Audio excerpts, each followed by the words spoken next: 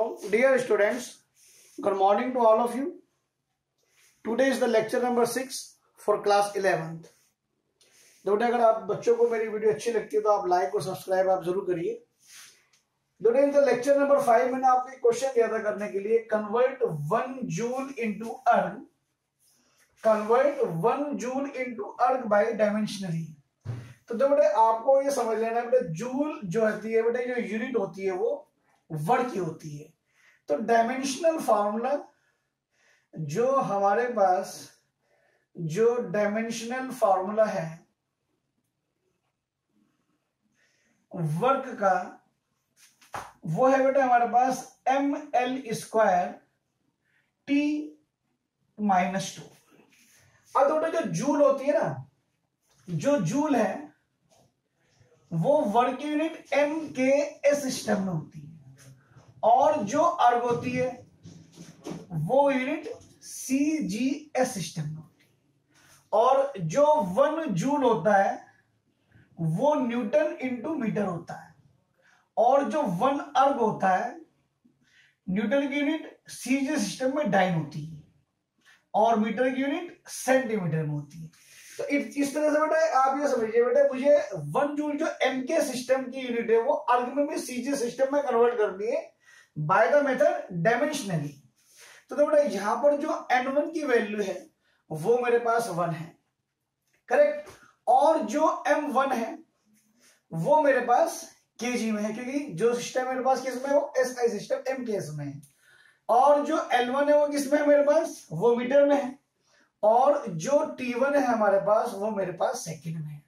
तो बताओ बेटे इसके लिए जो U1 होगा वो m1 L1 का स्क्वायर और T1 की पावर -2 होगी या नहीं होगी. अब तो बेटा यहां पर हमें जो निकालना है वो n2 की वैल्यू निकालनी है. तो जो m2 है वो किस में है, जो m2 है वो CGS सिस्टम में ग्राम में है, और L2 जो है वो सेंटीमीटर में होगा, और डेफिनेटली जो T2 है वो हमारे पास सेकंड में होगा, और जो U2 है डेफिनेटली वो m2 L2 की पावर 2 T2 की पावर -2 होगा.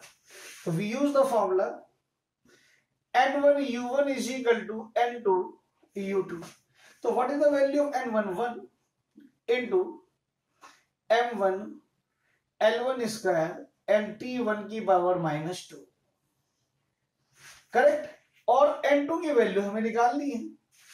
तो m2 L2 की पावर 2 into 2 T2 की पावर -2. अब तो बेटा यहां से हम n2 को अलग करें अगर हम, तो मेरे पास m1 अपॉन m2 की पावर 1 L1 अपॉन L2 की power 2 and T1 upon T2 की पावर -2. तो बेटा जो m1 है वो किस में है मेरे पास, वो kg में है, और m2 किस में है वो ग्राम में है, करेक्ट. और L1 किस में है, मीटर में है, और L2 हमारे पास सेंटीमीटर में. T1 मेरे पास सेकंड में, और ये भी सेकंड में. तो बताओ बेटे अगर मैं यहीं से kg को लिखूं तो बताओ बेटे 1000 ग्राम लिखूंगा या नहीं लिखूंगा, और ग्राम को हम ग्राम लिखेंगे, करेक्ट. और मीटर को मैं 100 सेंटीमीटर लिखूंगा, और सेंटीमीटर हमारे पास सेंटीमीटर में रहेगा, और e की पावर 2 रहेगी, और सेकंड अपॉन सेकंड की पावर 1 रहेगी, की पावर -2 है, करेक्ट. तो बेटा सेकंड से सेकंड कट गया, सेंटीमीटर सेंटीमीटर, ग्राम से ग्राम. तो हमारे पास जो n2 बचा वो क्या बचा, जो n2 बचा 1000 into 100, और जो बेटा 1 की पावर चाहे कुछ भी हो, -2 हो, कुछ भी हो, क्या होती है 1.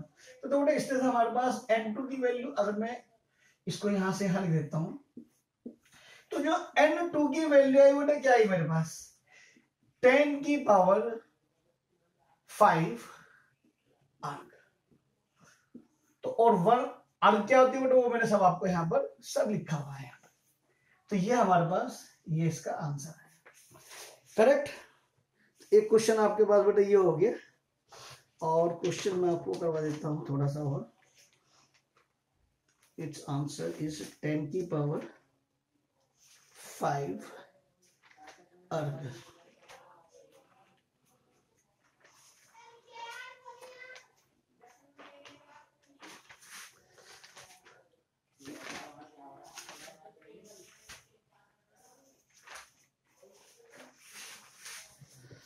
चलिए एक क्वेश्चन देखो बेटे, देखते हैं हम। अब इसको रब करता हूं मैं। 10 की पावर 1 जूल जो आ रहा है वो 10, ओहो बेटे थोड़ा सा गलती हो गया। ये मीटर का स्क्वायर है, तो दिस इज द 100 इंटू 1, तो दिस इज द 3 और 2 5 और 2 10 की पावर 7 अर्ग। ओके, चलिए बेटे एक क्वेश्चन मैं आपको लिख रहा हूं यहाँ पर बोर्ड पर, जिसको आपको रेफ्रेशर में सब में मिलेगा, और बहुत इंपॉर्टेंट क्वेश्चन है बेटे, पेपर में काफी पूछ लिया जाता है क्वेश्चन। पहले मैं पूरा क्वेश्चन लिख देता हूं और उसके बाद आपको क्वेश्चन करवाते हैं। अभी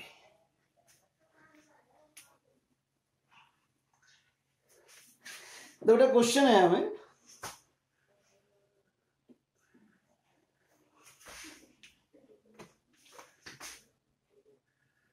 the value of universal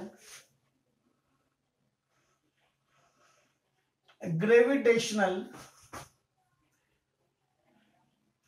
constant is there is जो है is 6.67 into 10 की power minus 11 newton metre square upon kg square. Using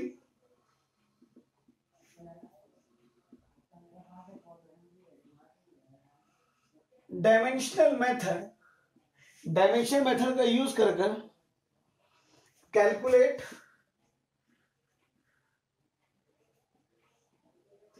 it's value in CGS। तो यानी कि बेटे जो यूनिवर्सल ग्रेविटेशनल कांस्टेंट है उसकी वैल्यू यहां हमें MKS में दे रखी है, मैं सारी वैल्यू बेटे इसकी जो निकालनी है वो CGS में निकालनी है। तो बेटा अगर हम यहां पर बात करें तो बेटा सबसे पहले आपको डायमेंशन पता होनी चाहिए। So dimensional formula of capital G m की पावर -1 L³ T -2। देखो अगर ये फॉर्मूला आपके पास जरा सा भी गलत हो गया है तो 100% आपका जो क्वेश्चन होगा वो 101% गलत हो जाएगा। अब देखो जो N1 की जो वैल्यू है मेरे पास वो 6.67 इंटू 10 की पावर -11 है। तो बताओ बेटे जो इसका जो M1 होगा वो kg में, और जो L1 होगा वो मीटर में, और जो T1 होगा वो सेकंड में होगा नहीं होगा।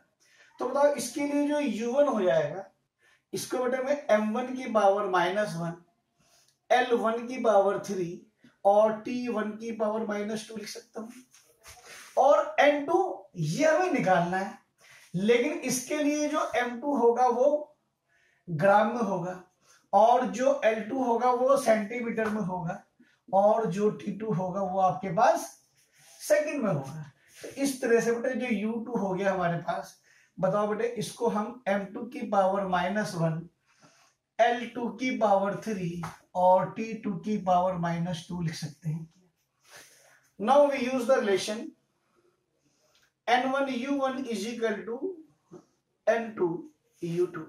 तो देखो बेटे मेरे पास जो N1 की जो वैल्यू है दिस इज द 6.67 इंटू 10 की power -11 and this is the M1 की पावर -1 L1 की पावर 3 एंड T1 की पावर -2। N2 हमें निकालना है, करेक्ट। तो M2 की पावर -1 L2 की पावर 3 एंड T2 की पावर -2। तो हमारे पास जो N2 आया वो 6.67 इंटू 10 की पावर -11 M1 अपॉन M2 की पावर -1 L1 अपॉन L2 की पावर 3 और T1 अपॉन T2 की पावर -2। तो दिस इज द 6.67 इंटू 10 की पावर -11। M1 मेरे पास किलोग्राम में है और M2 मेरे पास ग्राम में है। L1 मीटर में है और ये मेरे पास सेंटीमीटर में, इसकी पावर -1 है, इसकी पावर 3 है। और T1 जो है वो मेरे पास, जो T1 है वो सेकंड में ही है और यहां पर भी सेकंड में है, लेकिन जो पावर है -2 है। करेक्ट, तो सेकंड से सेकंड तो कट गया आपके पास। अब हमारे पास आगे बेटे 6.67 इंटू 10 की पावर -11 केजी हो गया बेटा आपके पास 1000 gram upon gram, and metre 100 centimetre upon centimetre, और ये बेटा आपके पास 1 की पावर चाहे कुछ भी हो।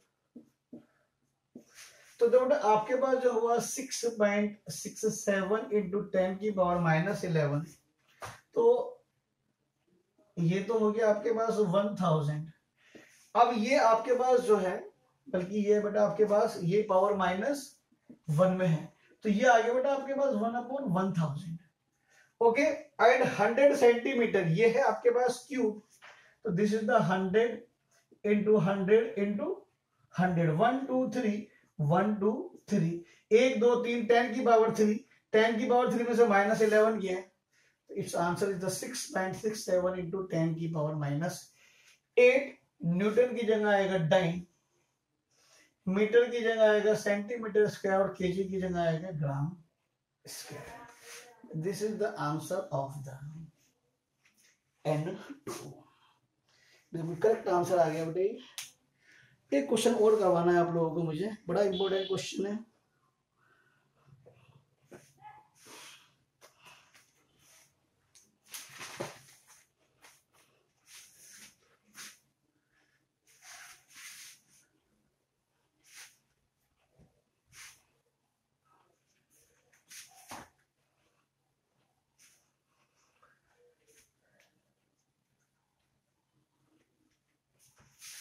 तो इस क्वेश्चन में आपसे कहा गया, क्वेश्चन है आपके पास, find the value of a force, find the value of a force of 100 dyne. एक फोर्स है 100 डाइन, यानी कि डाइन डेफिनेटली फोर्स की यूनिट है, on a system, on a system based on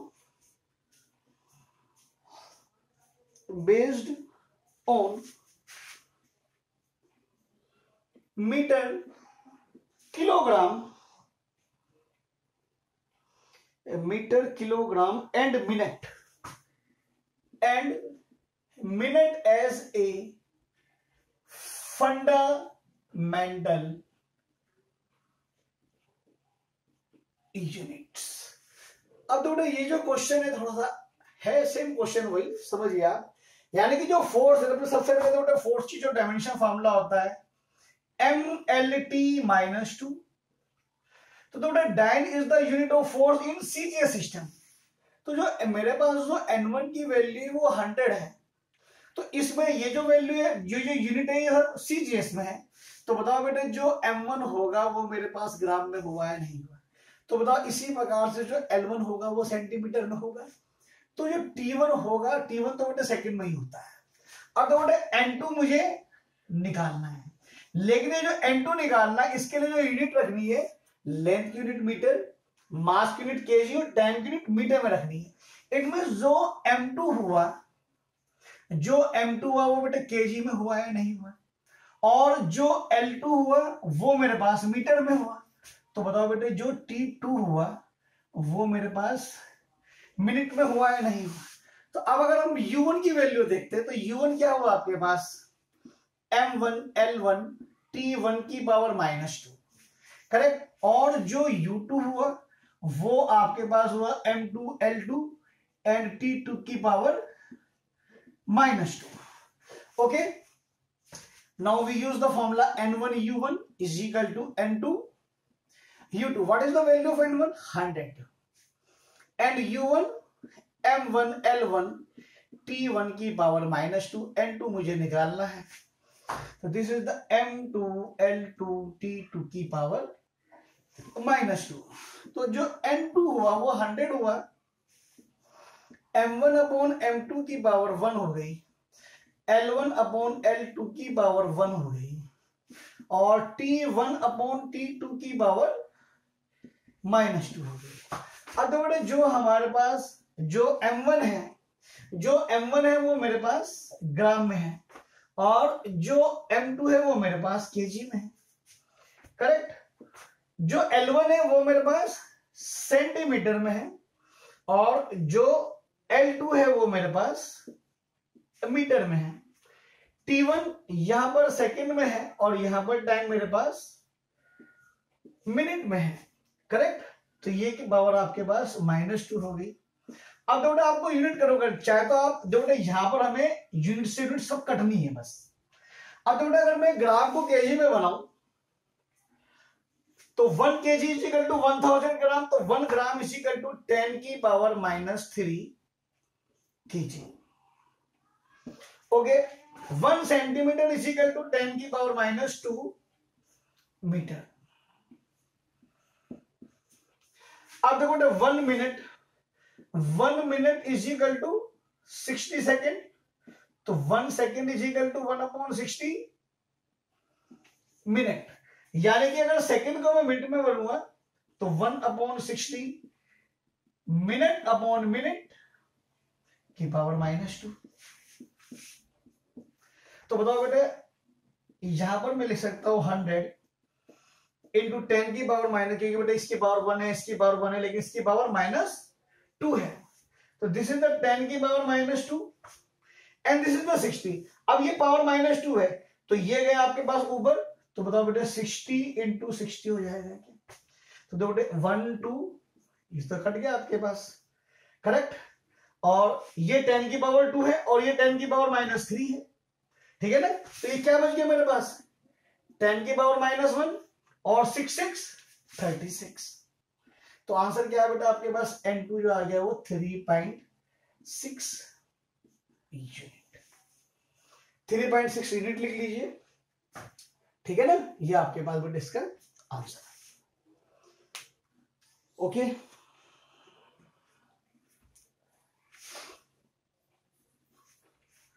तो बेटा हम तीसरे मेथड पर आते हैं. हम dimensional method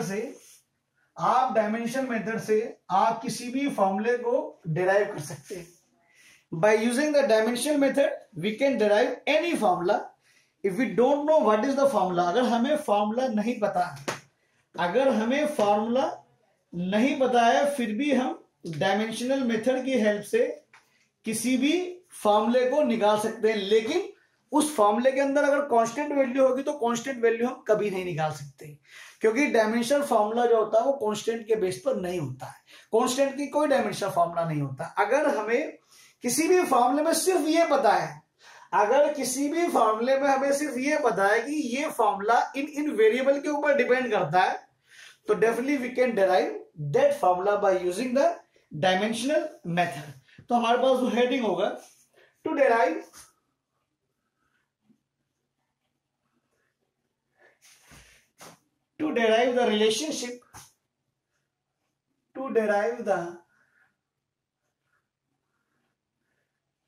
the relationship among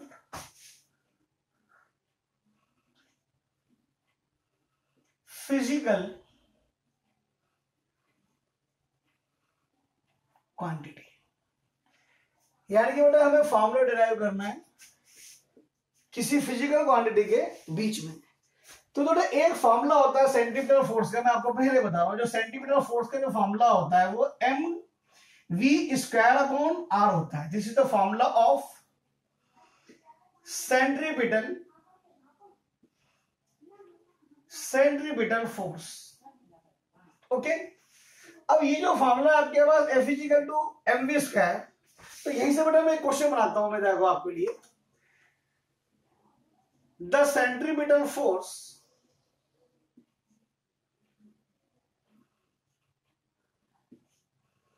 of an object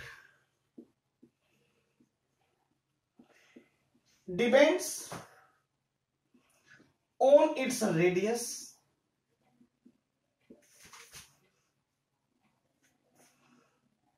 mass of the object,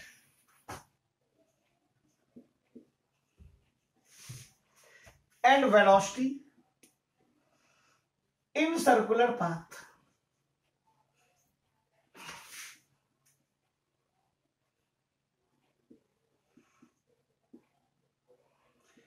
Derive the formula for the force by dimensional method.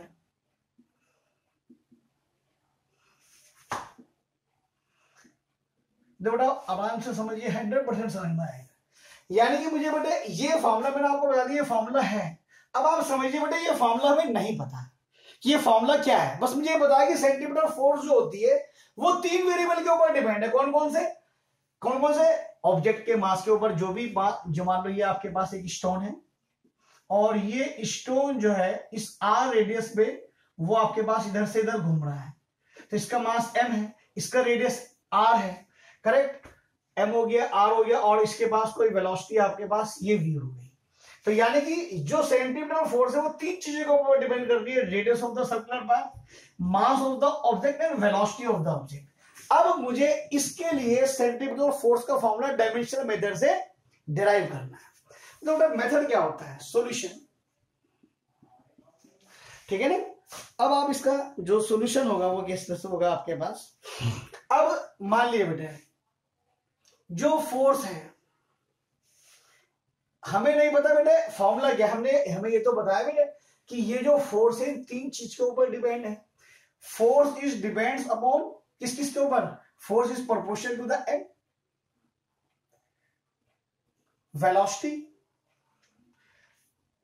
सबसे पहले रेडियस ले लीजिए, कोई इससे कोई नहीं फर्क पड़ता, आप पहले वेरिएबल दूसरा वेरिएबल कोई से ले लीजिए, आर के ऊपर, एम के ऊपर और वी के ऊपर। अब थोड़ा इसके बाद हम क्या करते हैं, जो 3 वेरिएबल हैं इसके ऊपर आप कोई भी ए बी सी कोई भी अननोन वेरिएबल मान सकते हो, या एक्स वाई जेड। कारण बेटा ये इसकी पावर है, हमें नहीं पता इसकी पावर क्या है, हमें वही पावर निकालनी है, समझ लो ना। यानी कि ये 3 चीजों के ऊपर वेरिएबल है, फोर्स जो डिपेंड है रेडियस के ऊपर, मास के ऊपर, वेलोसिटी के ऊपर। अपनी इच्छा से आप ए बी सी नाम दे दीजिए, एक्स वाई जेड नाम दे दीजिए, एल एम एन कुछ भी नाम दे दीजिए आप। तो यानी तो बेटा अब अगर मैं प्रोपोर्शनल का सिंबल हटाता हूं तो आर कांस्टेंट साथ में आया, आर की पावर ए, एम की पावर बी और वी की पावर सी। इसको हमने बेटा इक्वेशन नंबर 1 मान लिया, ठीक है ना। अब हम क्या करते हैं, write down the dimension on both the sides. अब हम दोनों साइड्स की डायमेंशन लिख लेते हैं। तो फोर्स की डायमेंशन फॉर्मूला क्या है, MLT -2, कांस्टेंट की कोई डायमेंशन नहीं होती, और रेडियस की डायमेंशन क्या है, L, लेकिन हम इसको M और L में लिखते हैं। तो बताओ बेटा रेडियस की जो डायमेंशन फॉर्मूला है इसको मैं ये भी लिख सकता हूं, M की पावर 0 L और T की पावर 0। कोई दिक्कत? तो इसको मैंने इसी रूप में ले लिया MLT की फॉर्मेट में। तो बताओ बेटे M की पावर 0, L की पावर 1 और T की पावर 0 हुआ क्या। इसी प्रकार से मास की हम M, L और T इसके अंदर होता ही नहीं है, तो L की पावर 0 और T की पावर 0 और M की पावर 1 लिखता बेटे मैं लिख सकता हूं। इसकी पावर पूरे की क्या है A, इसकी पावर क्या है B। वेलोसिटी LT -1, लेकिन M नहीं है तो वहां पर M की पावर 0 मान लिया, LT -1। आप नहीं भी लिखोगे तो कोई प्रॉब्लम नहीं, लेकिन बेटे क्या होगा अभी हम समझोगे आपकी क्यों लिखा हमने। अब इक्वेटिंग द